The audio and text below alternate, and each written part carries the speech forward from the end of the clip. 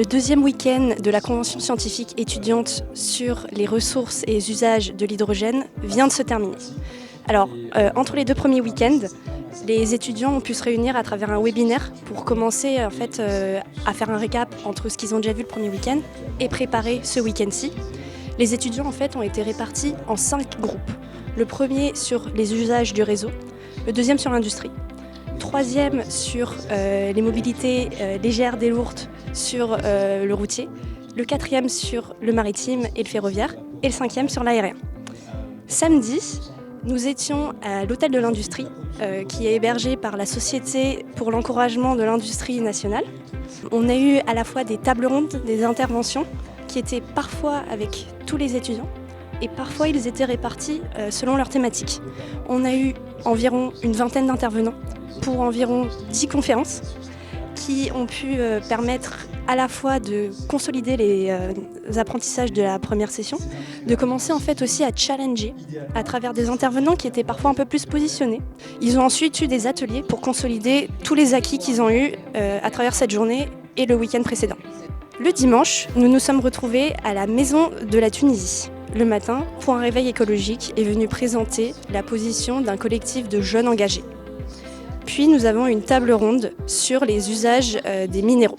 Ensuite, fin des interventions, groupe de travail maintenant pour tous les élèves qui se sont retrouvés selon leurs 5 thématiques pour pouvoir discuter, débattre et commencer à préparer des positionnements.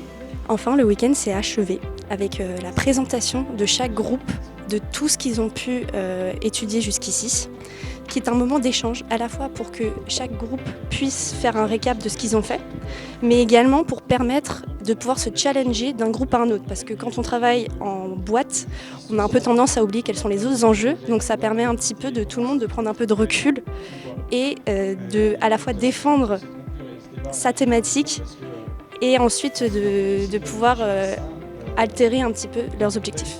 Ce week-end a été l'occasion pour les participants qui maintenant commencent à se connaître de vraiment faire un esprit d'équipe. Il y a une cohésion qu'on commence à observer avec à la fois des débats, des désaccords.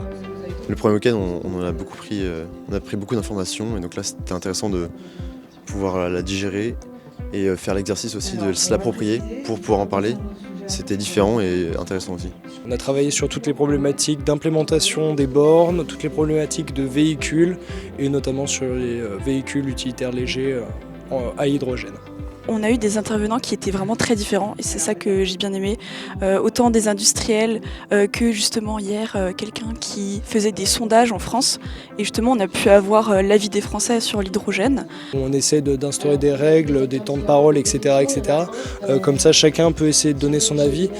Si j'avais un seul mot pour résumer ce week-end, ce serait progression. Un mot, moi j'aurais dit métal rare, les métaux rares. Si j'ai un seul mot pour définir le week-end, ce serait désaccord.